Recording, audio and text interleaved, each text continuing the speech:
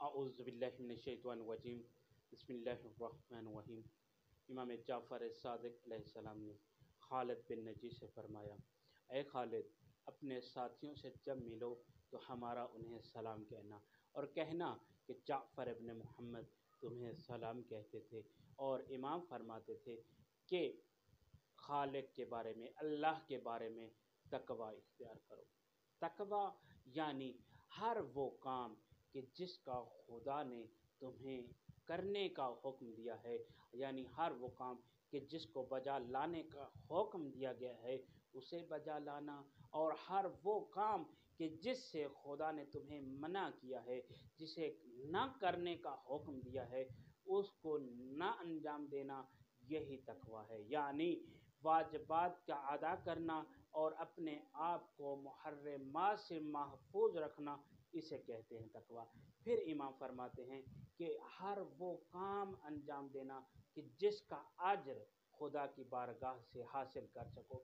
اجر یعنی ثواب، یعنی ہر وہ کام کرنا جس کا تمہیں ثواب ہو، کوئی ایسا کام نہ کرنا کہ جس کی وجہ سے تمہیں سزا ملے، جس کی وجہ سے خالق کی بارگاہ میں تم پر عذاب ہو۔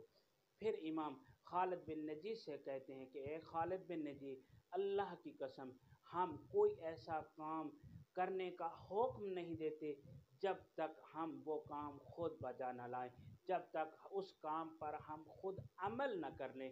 پھر امام فرماتے ہیں کہ محنت کو اپنے لیے شعار بنا لو، محنت کے لیے اپنے آپ کو آمادہ کر لو۔ اور پھر امام نے فرمایا کہ جب فجر کی نماز ادا کر لو، جب واجبات فجر کو ادا کر لو تو اپنے آپ کو رزق کی تلاش کے لیے گھر سے نکال دو، اپنے آپ کو رزق کی تلاش کے لیے گھر سے نکال لو، اور خداوند متعال تمہیں وسیع اور بابرکت رزق عطا فرمائے گا۔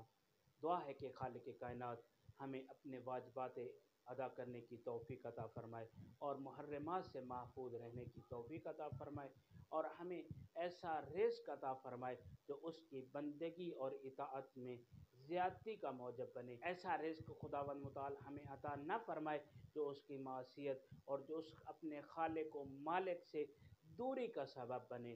اے خالق کائنات ہمیں پاک و پاکیزہ اور بابرکت رزق عطا فرمائے۔ وصلی اللہ علی محمد و آلہ الطیبین الطاہرین۔